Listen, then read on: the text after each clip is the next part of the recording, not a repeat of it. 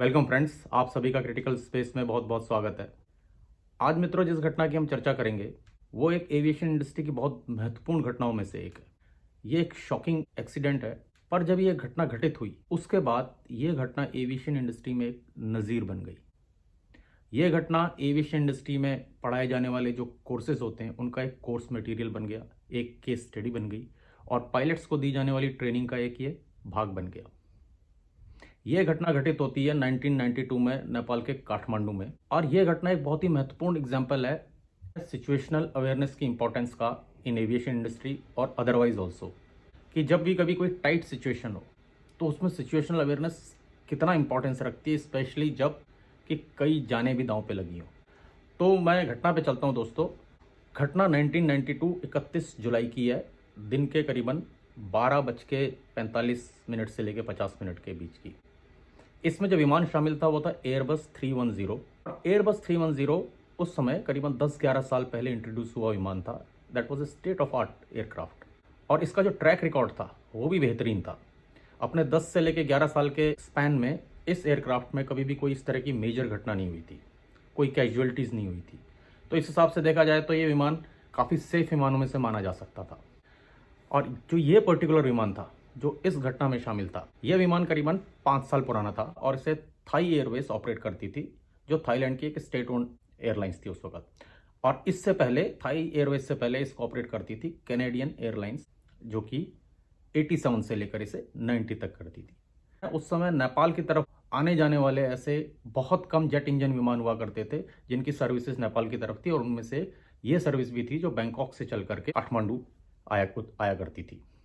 तो घटना वाले दिन इस विमान को 10:30 बजे बैंकॉक के लोकल टाइम से उड़ करके नेपाल में लोकल टाइम 12:45 के करीबन लैंड करना था।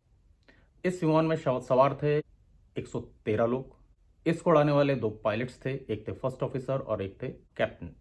कैप्टन का नाम था प्रीदा सुतमई, की उम्र थी 41 साल, और उनको करीबन 14-15 हज़ार घंटे का ओवरऑल एक्सपीरियंस था, और उन्हें इस पर्टिकुलर एयरबस A310 में जो एक्सपीरियंस था वो 4000 घंटों से ऊपर का था। इसके अलावा इनको करीबन 1700 घंटे का एज ए कैप्टन एक्सपीरियंस था। जो फर्स्ट ऑफिसर थे उनका नाम था फुनथैट बुनियाई, और ये थे 52 वर्ष के। इनको भी करीबन 14-15 हज़ार घंटे का टोटल एक्सपीरियंस था। उसमें से इन्हें करीबन 4000 घंटे का जो एक्सपीरियंस था वो A310 में था, और नेपाल की तरफ उड़ान भरने का भी इनको अच्छा खासा एक्सपीरियंस था। विमान अपने सही समय 10:30 बजे बैंकॉक से उड़ान भरता है। अपने इनिशियल एल्टीट्यूड क्लियरेंस के बाद वो अपने क्रूजिंग एल्टीट्यूड पे पहुंचता है, और उसके बाद वो नेपाल की तरफ बढ़ता है। नेपाल की तरफ बढ़ते हुए वो नेपाल के एयर स्पेस में पहुंचता है, और करीबन दिन के 12:11 नेपाल के लोकल टाइम में वो नेपाल एयर स्पेस में पहुंचने के बाद एयर ट्रैफिक कंट्रोलर को कॉन्टेक्ट करते हैं। जो पायलट फ्लाइंग थे वो थे इस समय कैप्टन, और जो कम्युनिकेशन हैंडल कर रहे थे वो थे फर्स्ट ऑफिसर बुनियाई। अब 12:11 पे जब पहला कम्युनिकेशन उन्हें उनका एयर ट्रैफिक कंट्रोलर से होता है नेपाल में, तो उस वक्त वो एक मोंडा वे पॉइंट पे थे। ये वे पॉइंट इस तरह के डिफरेंट रेडियो बेकन्स होते हैं जो कि जहाज को गाइड करते हैं from one position to another position. उस जमाने में बहुत ज़्यादा सोफिस्टिकेटेड टेक्नोलॉजीज कई जगह पे नहीं हुआ करती थी, और जहाँ तक नेपाल की बात करें तो नेपाल में तो ना उस समय रडार अवेलेबल था काठमांडू में, जिसे हम एयर ट्रैफिक रडार कहते हैं, और ना वहाँ पे ILS अप्रोच अवेलेबल थी, जिसे हम इंस्ट्रूमेंटेड लैंडिंग सिस्टम कहते हैं, जो कि जहाज को एक तरह से ऑटो पायलट में ही गाइड करती है टुवर्ड्स द रनवे। दूसरी बात ये भी थी कि जो नेपाल का टेरेन था वो बड़ा चैलेंजिंग था, क्योंकि नेपाल का जो काठमांडू शहर है वो एक घाटी में बसा हुआ है, और जो रनवे का जिस तरह से निर्माण हुआ है वो इस तरह से हुआ है कि रनवे के दोनों एंड में 2 पहाड़ियाँ पड़ती हैं। एक एंड की तरफ जो पहाड़ी पड़ती है, वो साउथ एंड की तरफ जो पहाड़ी पड़ती है नेपाल के काठमांडू रनवे पे, वो है करीबन 8.5 से लेकर 9000 फीट, और जो नॉर्थ की तरफ जो पहाड़ियाँ पड़ती हैं उनकी ऊंचाई तो 20 से 21,000 फीट तक जाती है। इस तरह से नेपाल के काठमांडू की जो लैंडिंग थी वो बड़ी चैलेंजिंग मानी जाती थी, और इसके लिए बहुत कम लोग ऑथराइज होते थे इस तरह चैलेंजिंग अप्रोच के लिए। और आज भी जो नेपाल के काठमांडू एयरपोर्ट है वो आज भी चैलेंजिंग अप्रोचेस में से माना जाता है। और नेपाल का आपने एक और एयरपोर्ट सुना होगा, लुक्ला एयरपोर्ट या लुक्ला रनवे, वो तो आज भी अगर आप इंटरनेट में चेक करेंगे तो आपको पता चलेगा कि टॉप 5 या टॉप 10 मोस्ट चैलेंजिंग अप्रोचेस में से लुक्ला का नाम आज भी आता है। तो खैर 12:11 पे जो पायलट्स होते हैं, खास ये बुनियाए, ये कांटेक्ट करते हैं एयर ट्रैफिक कंट्रोलर को और अपनी पोजीशन की जानकारी देते हैं that they are at Monda way point towards Kathmandu, और उनको साथ में ये भी सूचित करते हैं कि वे करीबन 12:28 पे रोमियो एयर वे पॉइंट पे पहुंचेंगे और उसके बाद 12:40 पे वो लैंडिंग करेंगे। एयर ट्रैफिक कंट्रोलर उनको पलटकर वेदर की जानकारी देते हैं, जो कि 11:45 पे वेदर अपडेट की रिपोर्ट के अनुसार था। उस रिपोर्ट के अनुसार जो रनवे काठमांडू रनवे था उसके ऊपर स्कैटर्ड क्लाउड थे, यानी बिखरे हुए बादल थे, और 10,000 फीट की ऊंचाई पे घने बादल थे, ओवरकास्ट कहते हैं जिससे। विजिबिलिटी वो उनको जानकारी देते हैं, विजिबिलिटी बताते हैं 10 किलोमीटर। तो ये सुनकर दोनों जो पायलट और फर्स्ट ऑफिसर होते हैं उनको थोड़ा सा इत्मीनान महसूस होता है, क्योंकि वे जिस तरफ से अप्रोच वे इन कर रहे थे या उनकी जो प्रिफर्ड अप्रोच थी, उस तरफ जो विजिबिलिटी थी वो 3 किलोमीटर से ज़्यादा थी, और 3 किलोमीटर जो उसका था वो एक तरह से थ्रेशोल्ड था। साउदर्न साइड से अप्रोच जो कि ये प्रेफर कर रहे थे, जहाँ से जिस तरफ छोटी पहाड़ियाँ थी, उस तरफ से रनवे जो अप्रोच थी उसमें मिनिमम 3 किलोमीटर की विजिबिलिटी होनी चाहिए थी अगर आपको उस तरफ से अप्रोच लेनी है। और क्योंकि 10 किलोमीटर की विजिबिलिटी थी, सो ये this gave a sigh of relief to the flight crew. ये जानकारी मिलने के बाद जहाज आगे की तरफ बढ़ता है और दूसरा कॉन्टैक्ट 12:18 पे दोबारा से फर्स्ट ऑफिसर दुनिया एयर ट्रैफिक कंट्रोलर को करते हैं। इस बार कॉन्टैक्ट करने के बाद वो डिसेंट की अनुमति मांगते हैं। डिसेंट मोले का मतलब होता है जहाज को नीचे वाले एल्टीट्यूड में लेके आने के लिए, क्योंकि धीरे धीरे काठमांडू नजदीक आ रहा था। जो एयर ट्रैफिक कंट्रोलर होते हैं जब पहली बार बुनियाए बोलते हैं तो वो जवाब नहीं आता कोई एयर ट्रैफिक कंट्रोलर की तरफ से। फिर वो रिपीट करते हैं कि रिक्वेस्टिंग डिसेंट, फिर से कोई जवाब नहीं आता। फिर बोलते हैं रिक्वेस्टिंग डिसेंट, कोई जवाब नहीं आता। 3 बार जब जवाब नहीं आता तो जो पायलट होते हैं वो माइक अपने हाथ में ले लेते हैं, पायलट यानी कैप्टन, वो माइक अपने हाथ में ले लेते हैं और फिर वो सेम चीज़ दोहराते हैं कि रिक्वेस्टिंग डिसेंट, रिक्वेस्टिंग डिसेंट। वो भी 2 बार दोहराते हैं लेकिन कोई जवाब नहीं आता। तीसरी बार जो सेम चीज़ दोहराते हैं तो वहाँ से एयर ट्रैफिक कंट्रोलर का जवाब आता है। एयर ट्रैफिक कंट्रोलर उनको जानकारी देता है कि इस विसिनिटी में इस वक्त एक और एयरक्राफ्ट है जो काठमांडू की तरफ बढ़ रहा है। वो दिल्ली से आने वाली रॉयल नेपाल एयरवेज का विमान था और वो इस वक्त 37,000 फीट की ऊंचाई पर उड़ रहा था और वो इनसे पीछे था, और इनको वो डिसेंड करने की अनुमति दे देते हैं। ये डिसेंड करने लगते हैं आगे की तरफ, रोमियो पॉइंट की तरफ, क्योंकि रोमियो पॉइंट से फिर इन्हें काठमांडू एयरपोर्ट की तरफ यानी काठमांडू रनवे की तरफ आगे बढ़ना था। तो डिसेंड क्लियर के बाद जहाज आगे की ओर बढ़ने लगता है। उसके ठीक 5 मिनट बाद यानी 12:23 पे इस बार इन्हें एयर ट्रैफिक कंट्रोलर से कॉन्टैक्ट होता है और एयर ट्रैफिक कंट्रोलर इन्हें सूचित करता है कि मौसम साउदर्न एंड से मौसम बिगड़ गया है और अब जो है बारिश के कारण उस तरफ विजिबिलिटी मात्र 1.5 किलोमीटर रह गई। अब ये खबर जो थी ये दोनों पायलट्स के लिए अच्छी नहीं थी, डिस्ट्रेसफुल कह सकते हैं, क्योंकि वो नहीं चाह रहे थे कि वो साउदर्न अप्रोच की जगह नॉर्दर्न अप्रोच उन्हें प्रोसीड करनी पड़े, क्योंकि नॉर्दर्न अप्रोच करने के काफ़ी कुछ चैलेंजेस थे, वो मैं भी आपको आगे बताऊंगा। तो जो एयर ट्रैफिक कंट्रोलर है उनको वो नॉर्दर्न एंड से अप्रोच ऑफर करता है जो कि था रनवे 20। जो साउदर्न एंड से अप्रोच था उसको 02 कहते थे और नॉर्दर्न अप्रोच से उसे 20 कहते थे। किसी भी रनवे में ऐसा होता है कि जो एक एंड होता है और दूसरा एंड होता है उसमें डिजिट होते हैं, स्विच कर दिए जाते हैं। मान लो कि किसी रनवे की एक एंड से अप्रोच 17 बोला जाता है तो उस रनवे को दूसरे एंड से 71 बोला जाएगा। तो ये नॉर्मल एविएशन नॉर्म्स होते हैं। अब ये चीज़ उनके लिए बड़ी, जैसे मैंने आपको बोला, डिस्ट्रेसफुल थी, क्योंकि वो नॉर्दर्न एंड से अप्रोच नहीं करना चाह रहे थे। उसके कारण मैं आपको बता देता हूँ। जो साउदर्न एंड से अप्रोच थी उसमें जो माउंटेन्स थी वो केवल 8.5 से लेकर 9,000 फीट की ऊंचाई पे थी, लेकिन जो नॉर्दर्न एंड था वहाँ पे जो माउंटेन्स थी वो 20 से लेकर 21,000 फीट जाती थी। ये तो उसका एक कारण था। दूसरा कारण जो था वो था कि जो साउदर्न एंड था वहाँ पे उनको एक तरह से इक्विपमेंट असिस्टेड अप्रोच मिल जाती थी और नॉर्दर्न एंड से उनको इस तरह की कोई फैसिलिटी नहीं थी। अगर उन्हें साउदर्न एंड से करना है तो उनको VORDME अप्रोच अवेलेबल थी, but from northern end they don't have any VORDME approach. The only option to land from that end runway 20 is visual reference. इसे हम विजुअल अप्रोच कहते हैं। जैसे कि आप गाड़ी चलाते हैं, आंखों से देख करके चलाते हैं, दाएं में कौन गाड़ी आ रही है, बाएं में कौन गाड़ी आ रही है, सामने कौन सी गाड़ी आ रही है, बिल्कुल उसी तरह से आपको हवाई जहाज भी उड़ाना पड़ता था। अब आप सोचिए कि विजुअल रेफरेंस से उड़ा करके छोटी सी रनवे पे आपको इतना बड़ा जहाज एग्जैक्टली एक्यूरेटली उतारना है। जो भी आपके स्किल सेट है और आपका जो क्लिनिकल एक्सपीरियंस है उनके आधार पे, प्लस जो आपकी उस ज्योग्राफी को लेके जानकारी है उसके आधार पे। तो इस तरह की अप्रोच किसी नॉर्मल एयरपोर्ट में भी बड़ी चैलेंजिंग होती है, विजुअल अप्रोच जिसे कहते हैं। अगर किसी भी तरह VOR असिस्ट नहीं है, इंस्ट्रूमेंटल लैंडिंग सिस्टम नहीं है, तो ये काफ़ी चैलेंजिंग इस तरह की अप्रोच मानी जाती है। और ऊपर से अगर टेरेन इतने चैलेंजिंग हो कि एक तरफ 20,000 फीट की माउंटेन्स हो और एक तरफ 8,500-9 हज़ार की ऊंचाई के माउंटेन हो और घाटी में बसी हुई जगह हो, तो बहुत मुश्किल हो जाता है ऐसे में इस तरह की अप्रोच। तो ये इसलिए ये चाह रहे थे कि इनको VORDME अप्रोच जो साउदर्न एंड से 02 में है वो मिल जाए, क्योंकि नॉर्दर्न एंड से उनको सब कुछ जो करना था फिर वो अपना manually, total manually plus visual reference से उनको लैंडिंग करनी थी, वो जो इस तरह के वेदर में और ज़्यादा चैलेंजिंग हो जाती। अब ये VORDME कैसे काम करता है इसका थोड़ा सा मैं आपको बता देता हूँ। दो इक्विपमेंट लगे होते हैं, वो रनवे के एक एंड पे लगे होते हैं, उसको VOR एंड DME कहा जाता है। VOR इक्विपमेंट का मतलब होता है very high frequency omni directional range. ये जहाज को उस रनवे से अलाइन करने में मदद करता है हॉरिजेंटली, कि आपका जो जहाज का जो हॉरिजेंटल स्टेबलाइजेशन है दैट इज अकॉर्डिंग टू और in line with the runway. यानी कि अगर आपका रनवे रनवे मान लीजिए ये है, तो आपको ये वाली जो डायरेक्शन होती है, ये आप यहाँ ना उतर जाओ, इसलिए आपको एक रेडियल लाइन आती है, वो आपको पकड़नी होती है। पकड़नी क्या होती है, मतलब कि ट्यून इन करना होता है एयरक्राफ्ट को VOR इक्विपमेंट के साथ ट्यून इन करना होता है। तो ये एक ऑटोमेटिक सिस्टम होता है जिसमें एक बार आपने अगर एयरक्राफ्ट को VOR के साथ DMA के साथ ट्यून इन कर लिया, तो वो आपको खुद ही गाइड करता रहता है कि आपको जहाज का हॉरिजेंटल किस रेडियल में हॉरिजेंटल रखना है, और रेडियल भी डिस्क्राइब्ड होता है पहले से कि इस पर्टिकुलर अप्रोच के लिए क्या रेडियल रहेगा, तो वो डिग्रीज में होता है। तो इस पर्टिकुलर अप्रोच के लिए जो इनका रेडियल था वो था 202, ये इनका रेडियल था। इस 202 वाली जो लाइन थी उसको एयरक्राफ्ट खुद ही इसको कैच कर लेता था और या रनवे की तरफ बढ़ता था।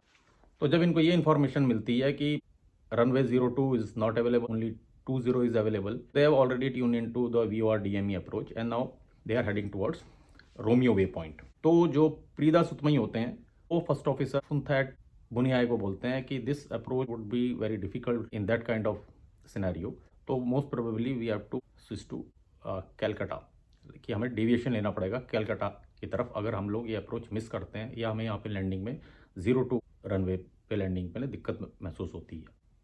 तो कैप्टन पूछते हैं फर्स्ट ऑफिसर से कि कलकत्ता जाने के लिए कितने फ्यूल की ज़रूरत पड़ेगी। तो जो फुनथैट बुनियाई होते हैं वो पलट के बोलते हैं कलकत्ता छोड़िए, इतना फ्यूल है कि हम बैंकॉक पहुँच जाएंगे। तो ये चीज़ थोड़ा सा जो पायलट होती है उनको फ्रस्ट्रेट करती है। देखिए, क्योंकि पायलट जब फर्स्ट टाइम उन्होंने डिसेंट के लिए अनुमति मांगी होती है, तब भी 5 से लेकर 6 बार में उनको वहाँ से जवाब आया होता है एयर ट्रैफिक कंट्रोलर से। उसके बाद उनको जो प्रिफर्ड रनवे था, now that is not available, so that is already frustrated the captain. And now when he was asking कि मेरे को कलकत्ता के लिए कितना फ्यूल चाहिए बताइए, तो वो बोल रहे हैं कलकत्ता छोड़िए, मेरे को आपका तो जो जहाज है वो बैंकॉक भी वापस जा सकता है।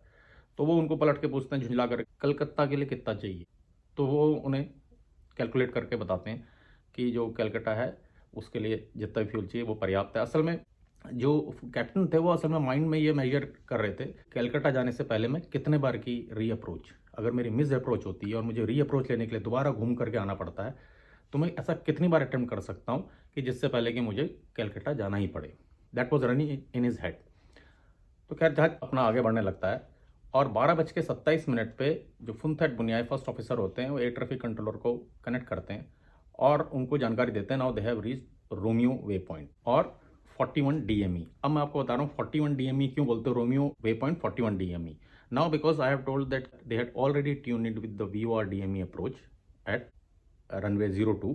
अब उनको DME जो इक्विपमेंट होता है वो डिस्टेंस मेजरिंग इक्विपमेंट होता है। मैंने आपको VOR बता चुका हूँ, जो DME होता है वो भी उसके साथ ही रनवे के एक एंड में उसमें इंस्टॉल्ड होते हैं। तो DME जब आप VOR-DME अप्रोच के लिए ट्यून इन कर लोगे तो VOR आपको हॉरिजॉन्टल आपका अलाइनमेंट बताएगा और DME आपको बताता है कि डिस्टेंस फ्रॉम द रनवे, तो डिस्टेंस मेजरिंग इक्विपमेंट होता है। तो now because they have tune in, तो उनको वो DME यानी 41 DME यानी 41 nautical miles from the runway, तो वो अपनी पोजीशन की जानकारी ये समय समय पे देते रहते हैं। तो ये बताते हैं कि now we are at Romeo way point 41 DME। तो जो एयर ट्रैफिक कंट्रोल होता है उनको आगे के लिए गाइड करता है, वो बोलता है okay now you can descend to 11,500 feet, क्योंकि वो डिसेंड उतरते हुए आ रहे होते हैं 11,500 feet, and connect me back at 25 DME। इसका कहने का मतलब था जब आप रनवे से 25 नॉटिकल माइल्स हो जाएंगे तो 11,500 फीट पे आप डिसेंड कर सकते हैं and connect me at 25 DME। अब फिर से ये जहाज लगता है और जो कैप्टन होते हैं प्रीदा सुतमई वो फुनथैट बुनियाई के साथ री अप्रोच के लिए या मिस्ड अप्रोच जिसे हम कहते हैं उसको डिस्कस करने लगते हैं। तो इस तरह के कोई भी डेवलपमेंट्स होते हैं ये इनको आपस में समय समय पर डिस्कस करने पड़ते हैं कि कोई भी अगर डिविएशन होता है तो दे हैव टू डिस्कस कि अगर हम ये चीज़ हुई तो ये कैसे करेंगे, अगर ये चीज़ नहीं हुई तो ये, यानी प्लान A B C इस तरह से इन लोगों को पहले से तैयार करके रखना पड़ता है। तो मिस्ड अप्रोच क्या होती है कि मान लो किसी को लैंडिंग के लिए अप्रोच के लिए जहाज आया लेकिन किन्हीं कारणों से लैंड नहीं कर पाया, तो उससे वापस से लैंडिंग आने के लिए री अप्रोच के लिए जाना पड़ेगा। तो वो किस फ्लाइट पाथ से रीअप्रोच प्रोसीड करेंगे उसको ही ये मेजर इन कर रहे थे। ये हमेशा इस तरह से पायलट के पास कोई भी डिविएशन होता है, जो रेगुलर प्लान या रूटीन प्लान में कोई भी डिविएशन होता है, they have to discuss in anticipation कि what they would do if plan A would not succeed and if plan B would not succeed. तो ये इनको पहले से तैयारी करके रखनी पड़ती है, तो उसी लिए वो मिस्ड अप्रोच के लिए वो कर रहे थे। तो इस रनवे 02 पे जो मिस्ड अप्रोच का जो प्रोसीजर था दैट वाज ऑलरेडी मैंडेटेड। उनको क्या करना है ये उनको पहले से ही मैंडेटेड था, but still they have to discuss so that there is no ambiguity left. ठीक है, तो ये बड़े प्रिसिशन की चीज़ें होती हैं, तो इसमें पायलट्स होते हैं उनको बड़ा ध्यान देना पड़ता है हर चीज़ में। तो वो इस जो 02 रनवे थी इसकी जो मिस्ड अप्रोच थी, वो जो मैंडेटेड मिस्ड अप्रोच थी उसमें सजेस्टेड ये यही था कि वो लैंड करने के लिए आएंगे जहाँ पे VOR DME इक्विपमेंट लगे हुए हैं एक एंड पे 02 के, उसको ये ओवरफ्लाई करेंगे, यानी कि उसके ऊपर से गुजरेंगे और वापस से एल्टीट्यूड गैदर करेंगे 11,500 फीट का, and then they will turn a right turn to again come for a री अप्रोच। ये इनकी मैंडेटेड मिस्ड अप्रोच का प्रोसीजर था। तो ये अपना डिस्कस कर लेते हैं कि क्या क्या करेंगे, और उसके बाद जैसे ही जहाज आगे बढ़ने लगता है तो 12:30 पे फुनतैत बुनियाए दोबारा से एयर ट्रैफिक कंट्रोलर को कॉन्टेक्ट करते हैं। This time he was contacting to get the weather, they were like impatient to get the weather, क्योंकि उनको 02 तो डिनाई हो गई थी, ओनली 20 वाज अवेलेबल। अगर आपको 02 के लिए जाना है फॉर साउथ एंड तो भी आपको VOR DME अप्रोच है वो तो सेम फॉलो करनी पड़ेगी। बस फर्क इतना है कि जब आपको 02 के लिए जो अप्रोच करनी है उसे स्ट्रेट अप्रोच कहते हैं, और अगर उनको 20 के लिए अप्रोच करनी है तो उन्हें सर्कल अप्रोच कहा जाता है, तो वो 20 अप्रोच कहलाती है। तो बाकी सब उनका सेम रहता है, बस है कि वो जो फाइनल उनका अप्रोच पॉइंट होता है वहां से वो स्टीप डिसेंड ना लेते हुए से नीचे आकर के वो एक राउंड सर्कल लेंगे और उसके बाद 20 नंबर रनवे पे वो उनको अप्रोच करनी थी। Everything would have remain the same other than if they are going for straight approach like at 02, then they would go according to VOR DME settings, and if they have to attempt for a circling approach towards the northern end, they would have to depend upon their visual references and their skill sets। ये फर्क था। तो खैर जब जहाज आगे बढ़ना लगता है तो 12:30 पे जब ये एयर ट्रैफिक कंट्रोल को कॉन्टेक्ट करते हैं फॉर द करेंट वेदर कि weather they could still land at 02 और they have to approach for northern landing. पलटकर वो वेदर तो नहीं बताते एयर ट्रैफिक कंट्रोलर, लेकिन वो बोलते हैं नाउ 02 रनवे इज अवेलेबल। का मौसम जो होता है 02 साउदर्न एंड का मौसम सुधर गया होता है और 02 उनको अवेलेबल होता है वापस से। तो वो फुनथैट जब उनको कुछ पलट के बोलते इससे पहले ही, because captain was getting impatient because he was not getting the approach he required और ही प्रिफर्ड। उनके दिमाग में ये चल रहा होता है कि यार अगर ये अप्रोच में मिस्ड हो गई या नहीं कर पाया या मौसम नहीं सुधरा तो मुझे ऑल टुगेदर कोलकाता डाइवर्ट करना पड़ेगा, which was a tedious task, 600 kilometer apart, Kathmandu to Kolkata. He was like very happy to get that 02 was now available. So again he jumped into the conversation और वो पकड़ लेते हैं mic और वो भी पलट के पूछते हैं एयर ट्रैफिक कंट्रोलर से confirm me if 02 is available. Controller पलट के बोलता है यस 02 इज अवेलेबल। तो जैसे प्रियदा सुतमई जानकारी लेना चाहते हैं वेदर की, तो जो एयर ट्रैफिक कंट्रोलर होता है उनसे उनकी पोजीशन पूछता है, इक्विपमेंट में देख के बताते हैं वी आर एट 25 DME। तो मैंने जैसे आपको बोला था कि जो एयर ट्रैफिक कंट्रोलर था उसने बोला था कि contact me at 25 DME 11,500 feet. तो प्रियदा सुतमई बोलते हैं 25 DME 11,500 फीट।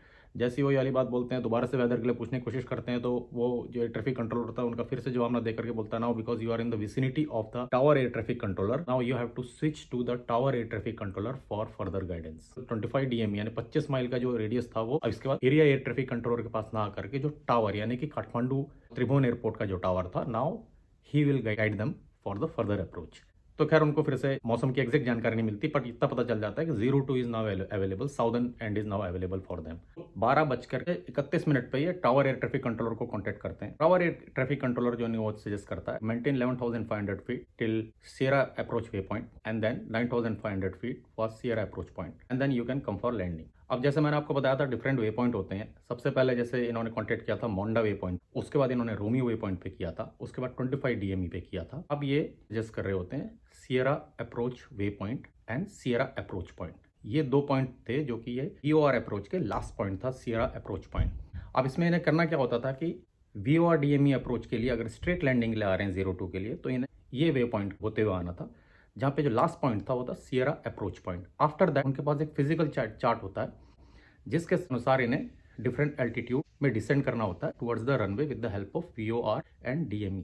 और अगर इन्हें सर्कलिंग अप्रोच लेनी है तो इनको सेम वे पॉइंट को फॉलो करते हुए आना है और डायरेक्ट स्ट्रेट लैंडिंग के लिए ना जाते हुए they have to take a circle approach from the other end that is 20 runway 20। अब क्योंकि इन्हें लैंडिंग के लिए प्रोसीड करना होता है तो they have to configure the aircraft for final landing.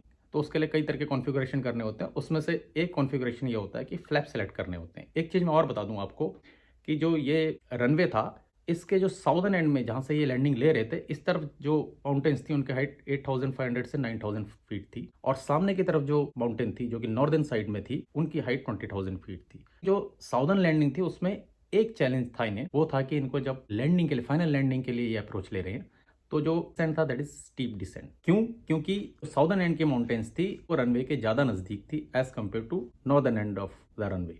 तो इसलिए इनको जो डिसेंट लेना था वो स्टीप डिसेंट लेना था, और जब भी स्टीप डिसेंट लिया जाता है तो उससे एयरक्राफ्ट होता है वो वेलोसिटी गैदर करता है, स्पीड गैदर करता है। तो उसी स्पीड को काउंटर करने के लिए इनको ड्रैग की जरूरत होती है, जैसे रेजिस्टेंस कहते हैं। उसमें लैंडिंग गियर तो होता ही है, लेकिन उसके अलावा इनके पास और भी फीचर्स होते हैं जिससे कि ये इस तरह से ड्रैग प्रोड्यूस करें।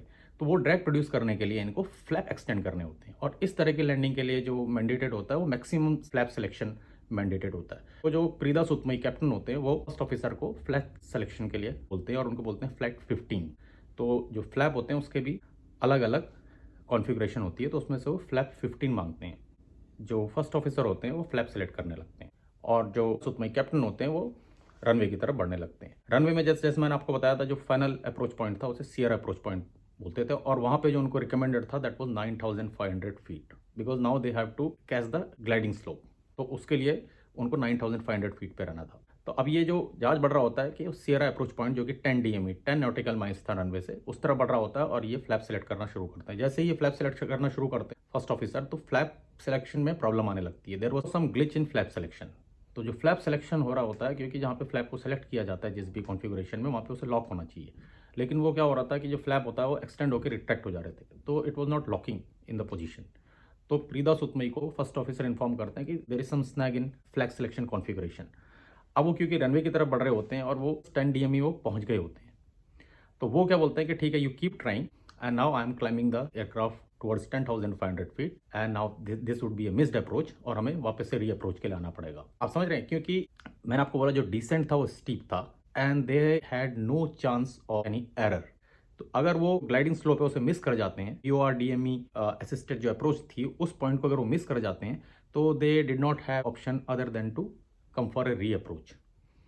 तो खैर जो फर्स्ट ऑफिसर होते हैं he kept trying for this flap selection, पर वो ठीक नहीं हो रहा होता है, तो वो अपना जो अप्रोच पॉइंट होते हैं वो मिस कर जाते हैं और 10,500 की तरफ वो क्लाइंब करने लगते हैं। साथ में ही वो टावर एयर ट्रैफिक कंट्रोलर होता है उनको भी इन्फॉर्म करते हैं। अब क्या है कि इसमें प्रॉब्लम ये थी कि एक तो जो एयर ट्रैफिक कंट्रोलर थे वो कम एक्सपीरियंस थे थोड़े से, और थोड़ा सा जो लैंग्वेज प्रॉब्लम भी थी, क्योंकि ये जो इनकी ऑफिशियल लैंग्वेज होती है वो इंग्लिश होती है, और उनको जो इंग्लिश की समझ थी वो अच्छी नहीं थी। तो इसमें आने वाला हादसा था, इसमें इसका भी एक बहुत बड़ा कॉन्ट्रीब्यूशन था, दिस लैंग्वेज बैरियर।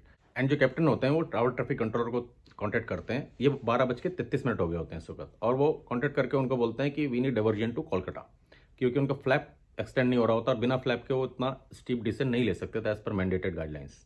तो टावर कंट्रोलर रीडबैक करता है कि ठीक है, you can divert to Kolkata. ठीक, अभी ये इनकी वाली बात खत्म ही हुई होती है, 5-6 सेकंड हुए होते हैं कि फर्स्ट ऑफिसर होते हैं वो कैप्टन को इन्फॉर्म करते हैं कि now the flap is working, like the flap is now extending. उनका ग्लिच था वो सॉल्व हो गया होता है। ये चीज एक तरह से कैप्टन को राहत देता है, और कैप्टन दोबारा से रीडबैक करते हैं टावर ट्रैफिक कंट्रोलर को that the glitch has solved, we are at 9 DME, यानी कि वो 10 DME जो लास्ट पॉइंट था सियरा अप्रोच का, जिसमें उनको 9,500 फीट मेंटेन करना था डिसेंट के लिए, वो तो क्रॉस कर गए होते हैं। तो ये चीज वो इन्फॉर्म करता है, अपना पोजीशन जो होता है वो इन्फॉर्म करता है टावर ट्रैफिक कंट्रोलर को कि now we are at 9 DME 10,500 feet, जो कि उनकी हाइट भी ज़्यादा होती है और डिस्टेंस भी ज़्यादा कवर कर लिया होता है। तो वो अप्रोच तो पॉसिबल थी नहीं, मतलब कि now they are not going to land, they have to come for a री अप्रोच। बोलते हैं कि वी नीड लेफ्ट टर्न। तो टावर ट्रैफिक कंट्रोलर उनको बोलता है 9500 फीट 10 DME रिपोर्ट में।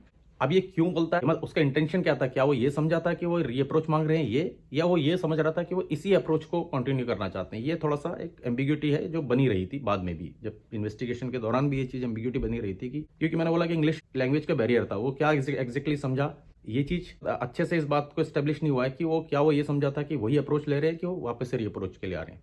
तो वो बोलता है कि go head with your intention and report me at 9500 feet 10 DME, यानी सिरा अप्रोच पॉइंट पे। लेकिन वो लेफ्ट हैंड साइड टर्न मांग रहे थे, और बिना टावर ट्रैफिक कंट्रोलर के, बिना एसेंट के, यानी बिना इजाजत के वो लेफ्ट टर्न नहीं ले सकते थे, क्योंकि पीछे से एक और विमान आ रहा था। वो उनको जवाब नहीं देता और जहाज धीरे धीरे और आगे बढ़ने लगता है एयरपोर्ट की तरफ। थोड़ी देर में फिर वो कॉन्टेक्ट करते हैं और उनसे बोलते हैं कि now at 7 DME requiring left turn.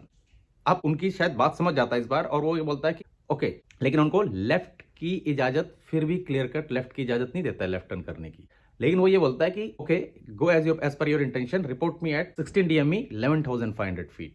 अब आप समझिए, जो पिछली बार उसने बोला था जब वो 9 डीएमई में थे, तब उसने बोला था कि 9500 फीट 10 डीएमई। अब शायद वो समझ गया था कि वो क्या बोलना चाह रहे हैं, कि वो री अप्रोच के लिए आ रहे हैं, इसलिए अब उनको सियर अप्रोच पॉइंट की जगह सियर अप्रोच वे पॉइंट में रिपोर्ट करने के लिए बोला था 11,500 feet. Last time that was 9,500 feet. ठीक है, मैं भी आपको थोड़ी देर में मैप से समझाऊंगा मैं कि एग्जैक्टली कहाँ पे एयरक्राफ्ट था और किस जगह पे क्या कम्युनिकेशन रहा होगा।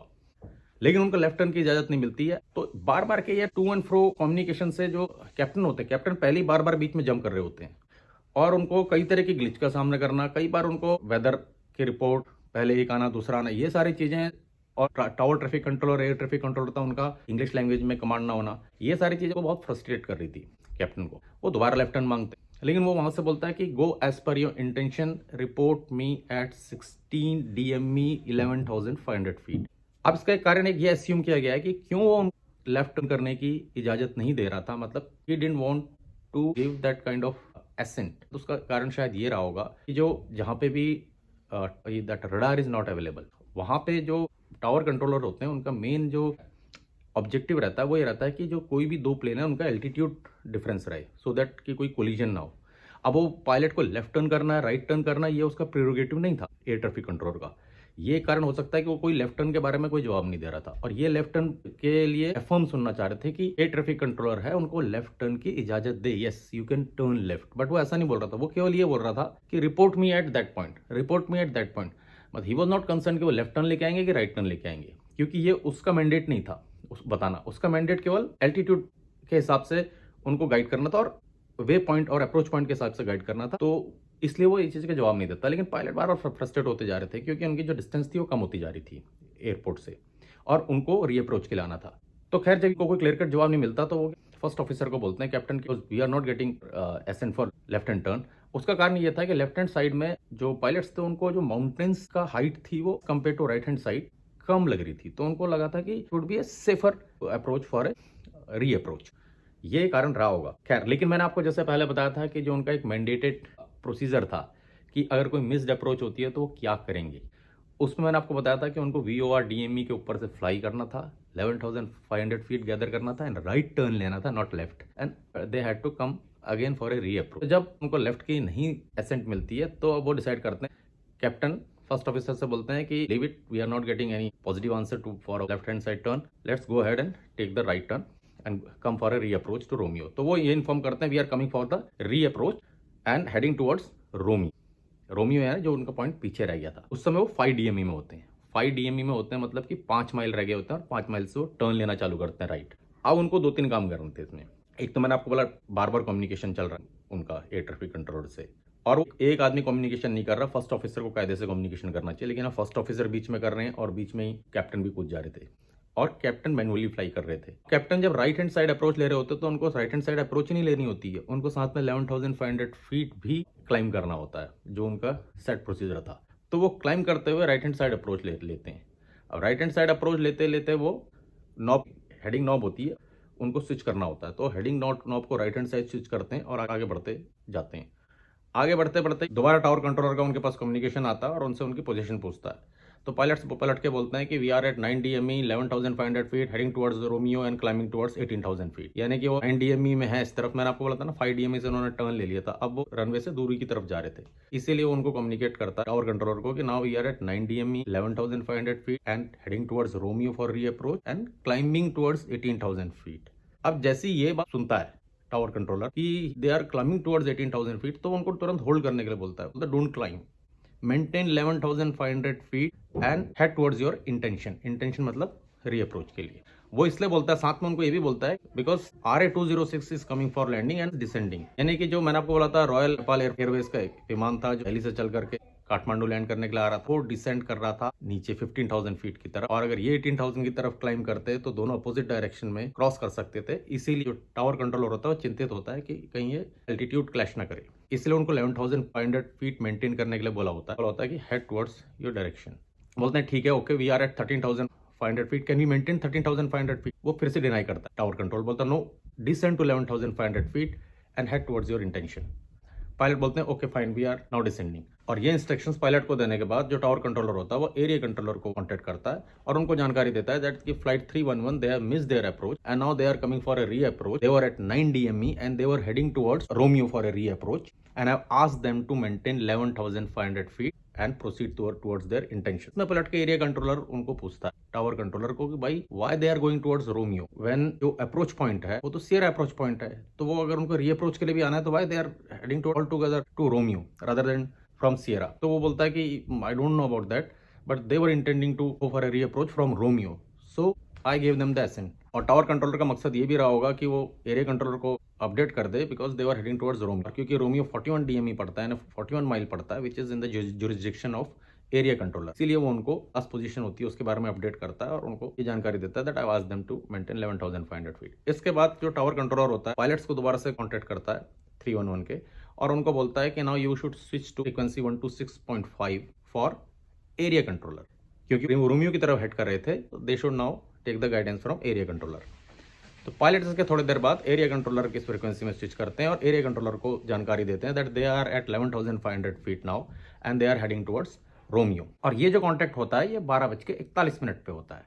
इस पर एरिया ट्रैफिक कंट्रोलर उनसे उनकी पोजीशन पूछता है, तो जो कैप्टन होते हैं सुतमई वो उनको पलट करके बोलते हैं we are heading towards Romeo 025 heading 11,500 feet and 5 DME। वो जो बोलते हैं वो दो चीज ऐसी बोलते हैं कि जो बड़ी अटेंशन वाली थी, पर उनमें से एक चीज से अटेंशन जो होता है वो कंट्रोलर का होता है वो नहीं जाता। एक तो वो बोलते हैं कि 5 DME यानी कि 5 nautical miles from the runway, दूसरा वो अपने हेडिंग बताते हैं जो कि 025 होती है। ये बड़ी महत्वपूर्ण होने वाली थी आगे आने वाली घटना में। जो अटेंशन होता है 5 DME पे इसलिए जाता है क्योंकि वो इससे पहले जो लास्ट रिपोर्टेड उनकी लोकेशन होती है वो होती है 9 nautical mile from the runway, क्योंकि रनवे के अपोजिट तरफ जा रहे होते हैं रोमियो वे पॉइंट की तरफ फॉर री अप्रोच, तो उनके 9 नॉटिकल माइल्स से ज्यादा होनी चाहिए। वो 025 हेडिंग जो बोल कैप्टन वो उस पर ध्यान नहीं देता एरिया ट्रैफिक कंट्रोलर, और वो उनसे पलट के पूछता है 25 DME कंफर्म करने के लिए। उसको लगा कि शायद मैंने गलत सुन लिया 05 DME, तो 25 DME इस पे झुंझला करके जो कैप्टन होते बोलते 05 DME 11,500 फीट। अब क्या कारण रहा था कि ये ट्रैफिक कंट्रोलर ने पलट करके उनसे क्यों नहीं पूछा कि वो 5 DME में क्या कर रहे हैं, जबकि वो 9 DME में उनकी प्रीवियस रिपोर्टेड पोजीशन थी, तो उनको 9 DME से दूर होना चाहिए था क्योंकि वो रोमियो की तरफ बढ़ रहे थे। अब इसमें अस्यूम किया जा सकता है कि उसको इंग्लिश में फ्रेज करना नहीं आया हो, did not command on English language, could be one of the reason कि उसने ये वाली चीज पलट के नहीं पूछी, या फिर दूसरी बात यह है कि उसको ध्यान ही नहीं गया 025 हेडिंग बोली है, क्योंकि जो 025 हेडिंग थी वो रोमियो की तरफ ना लेके जाकर के उसको नॉर्थ की तरफ लेके जाती थी। खैर एरिया ट्रैफिक कंट्रोलर उनको जवाब में बोलता है report me at Romeo at 11,500 feet, यानी कि 11,500 फीट मेंटेन रखिए और रोमियो पर मुझे कांटेक्ट कीजिए। थोड़ी देर जहाज और आगे बढ़ता है और इसके बाद दोबारा से जो एरिया ट्रैफिक कंट्रोलर होता है उनको कांटेक्ट करता है, उनकी वापस से पोजीशन मांगता है। ये करीबन 2 मिनट हो गए होते हैं, 2-3 मिनट हो गए होते हैं, 12:43 या 44 मिनट पे। इस वक्त वो कैप्टन उनको बताते हैं कि we are at 14 DME heading towards Romeo. ये बात सुन करके एरिया कंट्रोलर होता है उसको थोड़ा सा रिलीफ महसूस होता है कि ठीक है, ये इसका मतलब कि लास्ट 5 बताई थी, 5 से अब वो 14 हो गए, यानी कि आप उसको समझ में आ रहा होता है कि ये रोमियो की तरफ जा रहे हैं। तो बोलता है ठीक है report me at Romeo 11,500 feet, यानी रोमियो में आप पहुंचते ही मुझे रिपोर्ट कीजिएगा when you are ready for a turn. अब इस कन्वर्सेशन के बीच में जो फर्स्ट ऑफिसर बुनियाई होते हैं वो जो रोमियो पॉइंट होता है जिधर वो जा रहे होते हैं उसको फ्लाइट मैनेजमेंट सिस्टम में फिट करने की कोशिश शुरू कर चुके होते हैं। अब वो 1-2 बार फ्लाइट मैनेजमेंट सिस्टम में रोमियो डालते हैं लेकिन उनको कोई रिस्पॉन्स नहीं आता सिस्टम से। उसके बाद वो 2-3 बार करने के बाद कैप्टन से पूछते हैं जो ये आपका रोमियो पॉइंट है इज इट 27 लैटिट्यूड, हर एक पॉइंट के लैटिट्यूड होते हैं, कोऑर्डिनेट्स होते हैं। तो कैप्टन चार्ट में देख कर बताते हैं यस इट्स 27, तो वो रोमियो 27 डालते हैं, इसके बाद भी उनको जवाब नहीं आता। अब वो जो जहाज होता है वो 16 DM के पास पहुंच चुका होता है। अब धीरे धीरे जो सुतमई होते हैं ना उनको भी थोड़ा सा कंफ्यूजन होने लगता है कि ये क्यों नहीं दिखा रहा, लेकिन उनको ये चीज पता होती है कि वो साउथ की तरफ जा रहे हैं, लेकिन उनको ये चीज नहीं समझ में आ रही होती कि रोमियो पॉइंट क्यों नहीं दिखा रहा। लेकिन क्योंकि उन्होंने दिमाग में जो पिक्चर होती है उनके उसमें ये होती है कि जो 16 DME यानी कि सियरा अप्रोच वे पॉइंट है वो और रोमियो है वो पास पास में ही है, वो कोई दूरी में नहीं है, 20 माइल के आसपास की दूरी में नहीं है। उनको था कि बिल्कुल आसपास पॉइंट है, इसीलिए वो रोमियो को ही अप्रोच वे पॉइंट मान के चल रहे थे। जब उनको लगता है कि 16 DME हमने क्रॉस कर लिया तो कैप्टन सोचते हैं कि अब जल्दी ही उन्हें एक शार्प यू टर्न ले लेना चाहिए to catch the approach way point. जब ये बात सोच ही रहे होते हैं और जहाज 16 DME क्रॉस कर चुका होता है तो जो बुनियादी होती हैं उनकी एकदम से नजर फ्लाइट मैनेजमेंट सिस्टम से हट करके कंपस पे पड़ती है। जैसे ही उनकी नजर कंपस पे पड़ती है तो वो देखते हैं कंपस नॉर्थ शो कर रहा होता है। अब ये उनको समझ में नहीं आता क्योंकि वो एस्यूम ये कर रहे थे कि वो तो साउथ की तरफ जा रहे हैं। वो एकदम से पायलट को पलट के पूछते हैं कि आर वी गोइंग नॉर्थ, तो जो कैप्टन होते हैं वो शायद ये समझते हैं कि वो उनसे पूछ रहे हैं कि हम नॉर्थ कब लेंगे वापस से, तो वो बोल रहे थे कि थोड़ी देर में वी विल टर्न नॉर्थ। अब ये बात हो ही रही थी इन लोगों की कि इतनी देर में जो जहाज होता है उसके सिस्टम में से ग्राउंड प्रॉक्सिमिटी में वार्निंग आनी शुरू हो जाती है, terrain terrain terrain, pull up pull up pull up. अब बुनियाई घबरा जाते हैं और वो पायलट को बोलते हैं कि we should head north immediately. तो बोलते हैं कि कर रहा हूं मैं north, turning north shortly. This warning could be a false warning because of the terrain below us. तो वो पायलट उनको बोलते हैं कि मैं थोड़ा सा जहाज को और क्लाइम कर लेता हूँ, प्रॉब्लम की बात नहीं है, थोड़ी देर में हम लोग वैसे भी नॉर्थ लेने वाले हैं। ये वार्निंग चली रही होती है कि बुनियाई जो होते हैं वो एरिया ट्रैफिक कंट्रोल को कनेक्ट करने की कोशिश करते हैं। जैसे वो उस फ्रीक्वेंसी में कनेक्ट करते हैं तो सुनते हैं कि दूसरी तरफ से एरिया ट्रैफिक कंट्रोलर की बात चल रही थी RA206 से, जो कि दिल्ली से चल करके काठमांडू लैंड करने वाली थी। तो उनकी वो कन्वर्जेशन चल रही होती है, वो बीच में जंप इन नहीं करते हैं, करीबन 10-15 सेकंड वो कन्वर्जेशन सुनते हैं और इतनी देर में उनकी नज़र जो होती है एकदम सामने जाती है। तो सामने देखते हैं कि वो बहुत बड़ी माउंटेन उनके सामने से उनको नजर आती है, करीबन 1 किलोमीटर की दूरी पे। जो माउंटेन्स होती हैं वो केवल स्ट्रेट नहीं होती, वो कर्व होती हैं अलग अलग जगह से। कन्वर्जेशन छोड़ करके पायलट को बोलते हैं कि कैप्टन को कि क्लाइम करो। पायलट की भी नजर चली गई होती है, पायलट भी जो नोज होती है वो फुल अप कर देते हैं और जहाज इस समय करीबन 430-440 किलोमीटर की रफ्तार से आगे बढ़ रहा होता है। अब इतने में जैसे ही एरिया ट्रैफिक कंट्रोलर की RA206 के साथ वार्तालाप खत्म होती है तो वो दोबारा कनेक्ट करने की कोशिश करता है फ्लाइट 311 थाई एयरवेज को। तो वो बोलता है ट्यून इन करके कि flight 311 give your position, flight 311 give your position. ऐसे एक बार बोलता है, 2 बार बोलता है, 3 बार बोलता है और कई बार बोलता है, लेकिन वहाँ सामने से कोई जवाब नहीं आता है क्योंकि फ्लाइट का जो रेडियो कम्युनिकेशन होता है वो उनके साथ टूट चुका होता है। अब जैसे ही इनको ये समझ में आता है कि फ्लाइट का जो रेडियो कम्युनिकेशन है वो टूट चुका है तो इनको ये समझ में आता है कि कुछ तो गड़बड़ हो गई। तो जो एरिया ट्रैफिक कंट्रोलर होते हैं वो तुरंत अपने सुपीरियर्स को, जो लोकल अथॉरिटीज होती हैं उनको और जो बाकी हायर अथॉरिटीज होती हैं नेपाल में, उनको इस बारे में जानकारी देते हैं कि फ्लाइट 311 जिसकी लास्ट लोकेशन करीबन 14 DME south of the runway थी, क्योंकि उनके पास जो जानकारी थी उसके हिसाब से जो जहाज था वो साउथ ऑफ द रनवे में था, में कहीं गायब हो गया है और उससे कम्युनिकेशन नहीं हो पा रहा है। अब ये जानकारी मिलती है, जितनी भी अथॉरिटीज होती हैं वो सारी की सारी हरकत में आ जाती हैं और इसके बाद शुरू होता है रेस्क्यू ऑपरेशन, या हम कह सकते हैं सर्च और रेस्क्यू ऑपरेशन। अब इसमें क्या होता है, जो जहाज होता है वो होता है एयरबस। एयरबस फ्रांस का, यूरोप का जहाज है और इससे पहले जो इसे मैनेज कर रही थी या ऑपरेट कर रही थी इस जहाज को, वो थी कैनेडियन एयरलाइंस और नेपाल की अथॉरिटीज। तो क्योंकि नेपाल में एक्सीडेंट हुआ है ये तो होती ही है, क्योंकि इस तरह का कोई भी एक्सीडेंट होता है तो जो एयर मैन्युफैक्चरर्स होता है उनकी तरफ से भी इन्वेस्टिगेशन टीम आती है। तो वहां से भी एक तुरंत इन्वेस्टिगेशन टीम पहुंचती है यूरोप से, एक कैनेडियन टीम पहुंचती है नेपाल इसको जानने के लिए कि ये क्यों हुआ हादसा, और नेपाल की अथॉरिटीज तो कर ही रही होती हैं। अब जब ये सर्च और रेस्क्यू ऑपरेशन शुरू होता है तो ये मैंने आपको बोला करीबन ये 12:45-46 के आसपास ये जहाज कम्युनिकेशन से बाहर हो गया होता है। इसके बाद दिन ही के समय पहले तो लोकल अथॉरिटीज की जो सर्च होती है वो शुरू होती है। उनकी जो सर्च शुरू होती है वो मिल सदर्न साइड जो होती है रनवे की, वहां की जो माउंटेन्स हैं, मैंने आपको बताया 8.5 से लेकर 9,000 फीट की जो माउंटेन्स है उनमें वो सर्च करना शुरू करते हैं। अब वो जब सर्च करना शुरू करते हैं तो धीरे धीरे शाम हो जाती है, तो शाम के बाद उस जगह पर सर्च करना लगभग नामुमकिन था। अगले दिन तक जो बाहर की अथॉरिटीज होती हैं वो भी पहुंच जाती हैं। इसके बाद जब वो पूरी की पूरी छानना अगले दिन भी शुरू करते हैं और उन्हें वहां पे उनका कोई नामो निशान नहीं मिलता, तो वो क्या करते हैं कि साथ में ही जो उनकी एयर ट्रैफिक कंट्रोलर और टावर ट्रैफिक कंट्रोलर के साथ जितनी भी वार्तालाप हुई थी उन सबको दोबारा से सुनना शुरू करते हैं। वो जब वो बार बार रिविजिट करके सुनना शुरू करते हैं तो इसमें एक चीज खटकती है उन्हें, और वो ये होती है जो मैंने आपको बताया था कि जब 5 DME में था तो पायलट ने बोला था कि heading Romeo at the heading 025। जैसे ये 025 उनके अटेंशन में आता है कि हेडिंग 025 टुवर्ड्स रोमियो, तो वो सोचते हैं कि जितने इन्वेस्टिगेटर्स होते हैं बोलते हैं कि 025 हेडिंग में तो ये रोमियो की तरफ हेड कर ही नहीं रहा हो सकता है, यानी कि he would not have been heading towards south direction, he would be heading towards north direction if the heading was 025। अब जो सर्च होती है नॉर्दर्न साइड की तरफ इनकी फोकस होनी शुरू होती है। अब क्या होता है, जिस दिन ये इंसिडेंट हुआ होता है ये होता है 27 सितंबर को करीबन 12:46 के आसपास, जब वो कम्युनिकेशन से गायब हुआ था।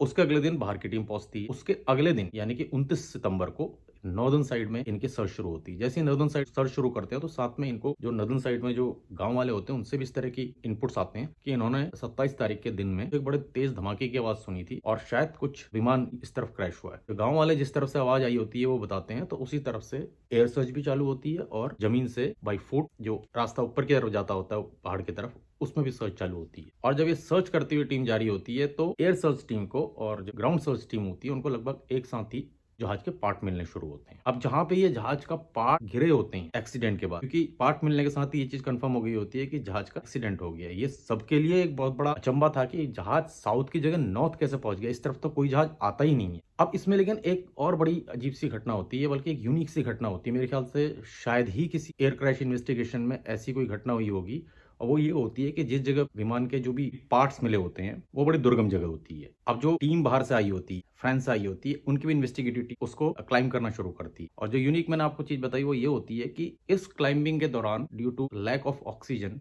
एक पायलट जो करीबन 62 ईयर्स ओल्ड थे, टेस्ट पायलट थे, वो यूरोप से आए थे फ्रांस टीम के साथ, उनकी इस कारण से डेथ हो जाती है because of lack of oxygen, because of that tough terrain. और ये मेरे ख्याल से अकेला ही इस तरह का इंसिडेंट होगा जिसमें कि एक इन्वेस्टिगेटिव टीम के इंसान को भी अपनी जान गंवानी पड़ती है। टीम वहाँ पहुंचती है और जो साइट होती है उसका मुआयना करते हैं, जो भी उनके प्रोसीजर होते हैं उनके अनुसार, और पार्ट्स को एनालिसिस करने लगते हैं। ये करीबन जो विमान आके गिरा होते हैं इसके पार्ट्स, ये 10,500 फीट के आसपास ये सारे विमान के पार्ट्स गिरे होते हैं। इसके बाद इनकी जद्दोजहद शुरू होती है ब्लैक बॉक्स ढूंढने के लिए, जो कि वॉइस रिकॉर्डर होता है और डेटा रिकॉर्डर होता है। थोड़ी देर में खोजबीन करने के बाद दोनों ही इनके डेटा रिकॉर्डर और वॉइस रिकॉर्डर इनको मिल जाते हैं। इसको लेकर के अपने लैब में चले आते हैं एनालिसिस के लिए। अब यहाँ से शुरू होती है इनकी कि ये जो एक्सीडेंट हुआ था इनके क्या कारण रहे हो सकते हैं, और जिनमें जो बात निकल के सामने आती वो सबको चौंका देती, और वो एक बहुत बड़ा केस स्टडी मटेरियल बन जाता है आने वाले समय के लिए। जैसे मैंने आपको बताया था कि ये एक नज़ीर बना होता है इस एक्सीडेंट होने के बाद। तो अब मैं आता हूँ आपके पास। मैंने देखिए I am not a very tech savvy person, पर क्योंकि ये इंसिडेंट मुझे बड़ा इंट्रिगिंग लगा और ऐसा लगा कि आप लोगों के साथ शेयर करना चाहिए, तो थोड़ा और इजी मैंने अपनी तरफ से कोशिश की है कि बिल्कुल ही आसान शब्दों में बताऊं ताकि आपको एक एक चीज़ समझ में आ जाए। मैंने कोशिश की है कि एक एक चीज़ को दो दो बार भी दोहराने के लिए, वो इसलिए क्योंकि ये इंसिडेंट थोड़ा कॉम्प्लिकेटेड है समझने के लिए। इसीलिए मैंने एक रफ डायग्राम बनाया जिससे कि आपको अभी तक जो मैंने आपको पूरी कहानी बताई है उसको रिलेट करने में आपको आसानी हो कि एग्जैक्टली कैसे हुआ होगा एक्सीडेंट। तो जो इन्वेस्टिगेटिव टीम के हिसाब से जो चीज़ निकल के आई थी वो भी मैं इसी में एम्बेड कर दूंगा, सो दैट कि आपको इसका एक पूरा अच्छे से ओवरव्यू मिल जाए। ये देखिए, ठीक है, मैंने आपको बोला था कि काठमांडू है उसका जो रनवे है वो इस तरह से उसकी बनावट है कि उसके दोनों तरफ सदर्न एंड नॉर्दर्न साइड में ऊंची ऊंची पहाड़ियाँ हैं। ये इसकी सदर्न अप्रोच है, ये सदर्न साइड के माउंटेन्स हैं। ये जो है ये वाली जो माउंटेन्स है ये नॉर्दर्न साइड में जहाँ पे जहाज के पार्ट्स मिले थे। ये 20 से 21,000 फीट चली जाती हैं, लेकिन जो ये है ये करीबन 8,500 से 1,000 से 9,000 फीट जाती है। और जैसे ही ये जहाज यहाँ से क्रॉस करता है वैसे ही उसे स्टीप डिसेंट लेना होता है, जो मैंने आपको बोला था। अगर उसे VOR अप्रोच करनी है, VOR इक्विपमेंट्स यहाँ पे लगे हुए हैं, VOR DEME इक्विपमेंट यहाँ पे लगे हुए हैं। ये इनको असिस्ट करते हैं नीचे रनवे की तरफ। इस तरफ कोई VOR DEME नहीं लगे हैं। सदर्न साइड से जो अप्रोच थी उसे रनवे 02 कहा जाता था, ये 02 है। और अगर यही चीज़ सर्कल अप्रोच ली जाए ऐसे, तो ये नॉर्दर्न साइड से इसी रनवे को 20 कहते हैं। ठीक है, अब होता क्या है मैं आपको थोड़ा सा इसको क्विक ओवरव्यू कर देता हूँ जिससे कि आपको समझ में आ जाए। 12:11 पे जहाज मोंडा में था, वहाँ पे वो कॉन्टेक्ट करते हैं कि हम लोग मोंडा में हैं और now we are heading towards Romeo point. This is Romeo point and we will reach Romeo at 12:28, then we will land at 12:40 at runway। ठीक है, ये इनके पहला कम्युनिकेशन होता है। 12:18 पे इनका दोबारा कम्युनिकेशन होता है डिसेंट के लिए, क्योंकि ये करीबन 35,000 फीट में होते हैं और ये डिसेंट के लिए मांग रहे होते हैं। तब एयर ट्रैफिक कंट्रोलर ने इनको बताया होता है कि पीछे से नेपाल एयरवेज का भी एक विमान आ रहा है और आप डिसेंट कर सकते हैं। 12:27 पे ये रोमियो पहुंचे होते हैं और रोमियो में इन्होंने अपनी जानकारी दी होती है that they have reached Romeo, and उसके बाद इन्होंने VOR DME अप्रोच के लिए ट्यून इन कर लिया होता है। ठीक है, उसके बाद मैंने आपको बताया था कि जो एयर ट्रैफिक कंट्रोलर था उसने उन्हें बोला था कि 25 DME में मुझे 11,500 में कांटेक्ट कीजिएगा। ये 25 DME यानी कि इस रनवे से 25 माइल दूरी पे। इसके बाद जो एरिया ट्रैफिक कंट्रोलर है उसने उनको बोला होता है कि अब आप टावर एयर ट्रैफिक कंट्रोलर जो है उसको स्विच कर लीजिए। यहाँ पे उन्होंने टावर एयर ट्रैफिक कंट्रोलर को स्विच कर लिया था। इसके बाद टावर एयर ट्रैफिक कंट्रोलर ने बोला था कि आप मुझे यहाँ पे 11,500 में 16 DME यानी कि Sierra approach way point, this is Sierra approach way point and this is Sierra point S10, यानी कि यहाँ से ये 10 माइल है, यहाँ से ये 16 माइल है। तो 16 mile was the actual Sierra approach way point, जो कि पायलट्स को शायद से ये कंफ्यूजन था कि Romeo is a approach way point, जबकि रोमियो और सियरा अप्रोच वे पॉइंट इनमें काफ़ी दूरी है। लेकिन इनका मैप इन्हें कुछ इस तरह से बता रहा होता है कि ऐसा दिखा रहा होता है कि शायद ये इसकी दूरी इतनी ज़्यादा नहीं है, इसीलिए इनको ये कन्फ्यूजन हुआ होता है कि Romeo is the approach way point. That's why जब उनकी ये अप्रोच मिस हुई होती है तो वो इस पॉइंट में वापस जाने की सोचते हैं। अब जो सियरा अप्रोच होती है, जो स्ट्रेट अप्रोच होती है, जो कि इनको लास्ट में इनको बोल दिया जाता है कि 0-2 इज़ क्लियर। वो इस तरह से होती है कि सियर अप्रोच पॉइंट से ये सीधा नीचे आएंगे अपने फिजिकल चार्ट की मदद से, और डीएमई में जो उनको माइल्स दिखा रहा है, कितनी दूरी है वो दिखा रहा है, और एल्टीट्यूड चार्ट जो इनके पास फिजिकल चार्ट होता है उसके हिसाब से धीरे धीरे धीरे धीरे नीचे क्लाइम करके रनवे पे लैंडिंग करते हैं। इस तरफ से कोई अप्रोच है नहीं। और अगर इन्हें सर्कल अप्रोच लेनी है तो इनको क्या करना होता है कि ऐसे आकर के ऐसे घूम करके यहाँ से अप्रोच लेनी होती है। ये जनरली पायलट्स अवॉइड करते हैं। मैंने बोला एक तो यहाँ पे बड़ी माउंटेन है और दूसरी इस तरफ कोई वी और डीएमई अप्रोच है नहीं इनके पास। तो हुआ क्या होता है इस कहानी में, जब वो यहाँ पहुंचे होते हैं S10 में, इनका जो फ्लैप होता है वो मॉल फंक्शन करने लगता है, वो एक्सटेंड नहीं होता है। अब इनकी जो मैंडेटेड री अप्रोच प्रोसीजर था वो ये था कि आप नीचे आओ, यहाँ पे V O R D M यहाँ पे लगे हुए हैं, यहीं से आप वापस से 11,500 क्लाइम करो और बैक जाओ और उसके बाद री अप्रोच करो। लेकिन इन्होंने क्या किया होता है, जैसे इनका मॉल फंक्शन हुआ होता है तो इन्होंने पहले 10,500 फीट क्लाइम कर लिया होता है। उसके बाद इन्होंने टावर ट्रैफिक कंट्रोलर को बोला होता है कि we have to go for a री अप्रोच।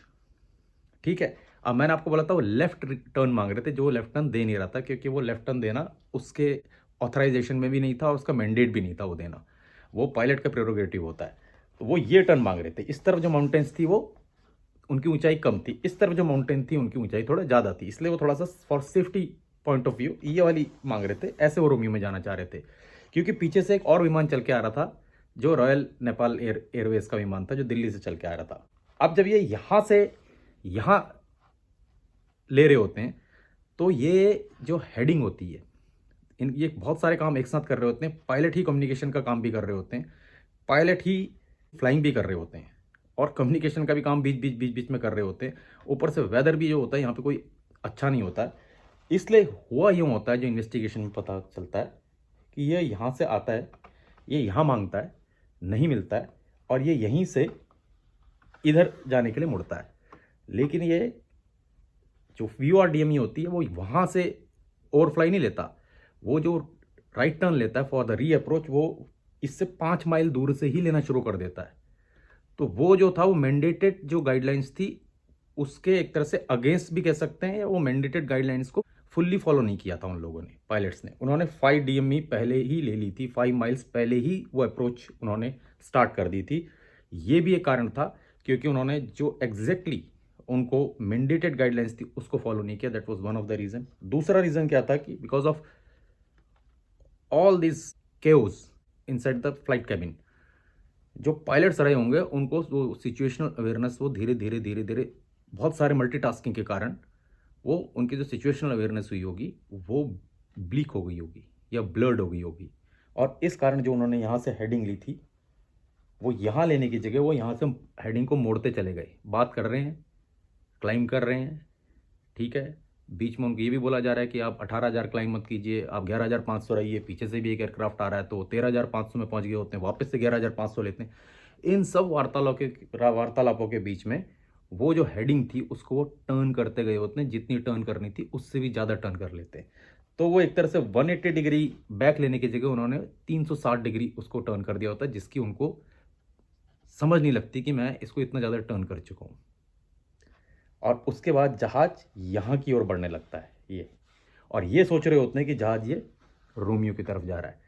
और जब वो फ्लाइट मैनेजमेंट सिस्टम में जब वो रोमियो डाल रहे होते हैं, वो रोमियो इसलिए नहीं आ रहा होता है क्योंकि जो फ्लाइट मैनेजमेंट सिस्टम होता है उसमें जो वे पॉइंट आपको जो स्क्रीन बताता है वो वाला वे पॉइंट बताता है जो ठीक आपके सामने होते हैं 85-90 डिग्री के इसमें एंगल में, जो 85 से 90 डिग्री के जो कर्व में होते हैं, केवल वो वाले वे पॉइंट वो दिखाता है। लेकिन ये तो यहाँ बढ़ रहा होता है और ये इसमें रोमियो डालते हैं, रोमियो तो पीछे होता है, इसलिए वो उनको रोमियो शो नहीं कर रहा होता है। हालांकि ऐसा मानना है कि अगर वो रोमियो में उन्होंने डायरेक्ट टू करके एग्जीक्यूट का बटन दबाया रहता, अब क्या हुआ ये लोगों को नहीं मालूम, इन्वेस्टिगेटिव टीम को, कि एग्जैक्टली क्यों क्या दिखा रहा था फ्लाइट मैनेजमेंट सिस्टम। लेकिन क्योंकि जो डेटा रिकॉर्डर था, डेटा रिकॉर्डर से जो उनको पता चलता है वो ये पता चलता है कि उन्होंने यहाँ से यहाँ लेने की जगह वो वापस से मुड़ते चले गए, मुड़ते चले गए, मुड़ते चले गए और इस तरफ पहुँच गए। इसीलिए पहले जब उन्होंने 9 DME बोला था टावर ट्रैफिक कंट्रोलर को, और टावर ट्रैफिक कंट्रोलर ने यही चीज एरिया ट्रैफिक कंट्रोलर को कन्वे की थी कि now they are 9 DME and heading towards Romeo. तो उस समय वो यहाँ कहीं रहे होंगे 9 DME में, वीओ ये जो डिस्टेंस में मेजरिंग इक्विपमेंट है। लेकिन जब उन्होंने एरिया ट्रैफिक कंट्रोलर को फ्रीक्वेंसी स्विच करके, जब एरिया ट्रैफिक कंट्रोलर ने उनसे पूछा कि आप कहाँ हैं, तो उस समय तक ये ऐसे मुड़ चुके होंगे और उसने वो यहाँ कहीं होंगे, तब उन्होंने बोला कि हम 5 DME है। और ये चीज़ एरिया ट्रैफिक कंट्रोलर को खटकी भी थी कि इनको तो 9 DME से इस तरफ होना चाहिए। 3-4 मिनट में ये यहाँ तक पहुँच गए होने चाहिए, क्योंकि जो जहाज़ की रफ्तार थी करीबन 400 साढ़े 400 किलोमीटर प्रति घंटा थी। उस हिसाब से जो एरिया ट्रैफिक कंट्रोलर ने जो सोचा था, उसके हिसाब से 3-4 मिनट में वो तो यहाँ कहीं पहुँच गए होने चाहिए। लेकिन वो, क्योंकि वो टर्न कर चुके थे, हेडिंग को ज़्यादा टर्न करने के कारण वो पूरा 360 डिग्री ले चुके थे, इसलिए वो इधर ना जाकर के वो वापस पीछे की तरफ जा रहे थे, रनवे की तरफ। लेकिन उनको इस बात का बिल्कुल एहसास नहीं था कि वो रनवे की तरफ जा रहे। इसीलिए जब दोबारा से एरिया ट्रैफिक कंट्रोलर ने उनको 2 मिनट बाद दोबारा से उनसे जब पोजीशन की जानकारी लेनी चाहिए थी, तो उन्होंने बोला था वी आर एट 14 DME, यानी कि वो इसको क्रॉस करके आगे कहीं निकल गए थे, यहाँ कहीं 14 DME में थे। और उसने सोचा, जो एयर ट्रैफिक कंट्रोलर था, उसने सोचा ये 14 DME यहाँ कहीं पहुँच गए, तो उसको इत्मीनान महसूस हुआ था कि चलो ये रनवे से दूर जा रहे हैं। लेकिन वो रनवे से सदर्न की तरफ दूर नहीं जा रहे थे, वो रनवे से नॉर्दर्न की तरफ दूर जा रहे थे। और इसी तरह से आगे बढ़ते बढ़ते बढ़ते इन्होंने ध्यान नहीं किया और इनको पता नहीं चला, और यहाँ कहीं जाकर के जो फर्स्ट ऑफर बुनियाए थे, उनकी नज़र कंपस में गई थी, कंपस नॉर्थ दिखा रहा था। और जब तक वो इस बात को समझते और इस बात को इवेल्युएट करते कि वो नॉर्दर्न में है, नॉर्दर्न साइड में है, तब तक काफ़ी देर हो चुकी थी और विमान बहुत करीब पहुँच गया था चट्टानों से। और इससे पहले कि वो विमान को राइट या लेफ्ट कहीं मोड़ते वापस से रीअप्रोच के लिए, विमान की रफ्तार 430-435 किलोमीटर प्रति घंटा थी और वो इन चट्टानों से करीबन 11,500 फीट की ऊंचाई पे टकरा गया, और टकराने के बाद उसके लाखों टुकड़े हो गए। तो इस तरह से ये विमान का जो एक्सीडेंट हुआ था वो घटित हुआ था। उम्मीद करता हूँ दोस्तों, ये बड़ा रफ सा मैप है, लेकिन उम्मीद करता हूँ आपको समझ आया होगा कि विमान का जो एक्सीडेंट हुआ वो हुआ कैसे। अच्छा, एक चीज़ और ऐड कर देता हूँ मैं, क्योंकि ये भी एक तरह से असम्पशन ड्रॉ हुआ था इसमें से कि because of those the numbers, all those numbers they are also very confusing. अगर आप देखोगे, if you take a glance, तो आपको भी लगेगा कि ये भी एक कन्फ्यूजन, क्योंकि सिचुएशनल अवेयरनेस अगर लूज़ होती है तो उसके कई कारण होते हैं, उसमें से कन्फ्यूजन भी एक कारण होता है। तो आप इसमें ये देखिएगा कि इसमें कितने कन्फ्यूजिंग फिगर्स थे कि उनका रनवे का नंबर 02, अगर वो नॉर्दर्न से अप्रोच करते हैं तो 20, जो रेडियल है यानी कि VOR का जो रेडियल है that is 202, and the heading which is corresponding to 202 radial that was 022। And if they approach from this side, and if that radial is seen from this side, northern side, तो जो radial का extension था towards northern side वो हो जाता था 022, और इधर से जो हेडिंग हो जाती थी वो 202। तो आप देखिए कि इतना सारा 2 नंबर बार बार रिपीट हुआ है, तो ये भी एक उनका कंफ्यूजन का कारण हो सकता है। दैट वाज अस्यूम्ड कि that could also be one of the reason कि एक तो उनका situational awareness, they have lost their situational awareness, and also all this figures are also very confusing, all carrying 0 and 2 figure. खैर, उम्मीद करता हूँ कि ये आपको जो पूरा डिस्क्रिप्शन है इस घटना का, ये समझ में आया होगा। असल में ये घटना बड़ी इंपॉर्टेंट थी, क्योंकि इस तरह की जो घटनाएं और भी हुई हैं। इसमें एक और चीज़ जोड़ देता हूँ मैं चलते हुए, कि जो ये घटना थी, इसके बाद मैंने आपको बोला था कि कोर्स मटेरियल बन गया था कि आने वाले जो पायलट्स हैं उनकी ट्रेनिंग में उनको सिचुएशनल अवेयरनेस की ट्रेनिंग देने के लिए। लेकिन आप एक इत्तेफाक देखिए, इस ही केस स्टडी से सिचुएशनल अवेयरनेस की ट्रेनिंग लिए हुए 2 पायलट अमेरिका के, वो इससे करीबन, इस घटना से करीबन 3 या 4 वर्षों बाद कोलंबिया में काली जगह है, उस तरफ वो ट्रेवल कर रहे थे, लैंडिंग के लिए अप्रोच कर रहे थे। और यही ट्रेनिंग पाए हुए पायलट सिचुएशनल अवेयरनेस खो देने के कारण सेम सर्कमस्टांसेस में करीबन 150 से ज़्यादा उस हवाई जहाज में पैसेंजर्स थे, जा करके उधर की जो काली में जो माउंटेन्स हैं उससे टकरा जाते हैं और पूरे 150-160 लोगों की मृत्यु हो जाती है, जबकि वो इसी तरह की ट्रेनिंग पाए हुए थे। आप सोच सकते हैं कि सिचुएशनल अवेयरनेस कितनी इंपॉर्टेंट होती है ऐसी जगह जहाँ पर कि टेरेन कठिन हो, माउंटेन्स हो, वेदर भी ठीक ना हो, और उसके अलावा आपके साथ 100 या 130 या 150 पैसेंजर्स भी सवार हो। उम्मीद करता हूँ दोस्तों ये वीडियो आपको पसंद आया होगा, और आइंदा भी मैं इसी तरह के वीडियो या दूसरे इन्फॉर्मेटिव वीडियो या क्रिटिकल एनालिसिस की वीडियो आपके साथ लेके आता ही रहूँगा। और ये वीडियो मैं समझ रहा हूँ थोड़ा लंबा हो गया है। उसका कारण ये भी है कि ये एक तो घटना थोड़ी अपने आप में कॉम्प्लेक्स थी समझने के लिए, और दूसरा ये था बड़ा इम्पोर्टेंट घटना भी थी।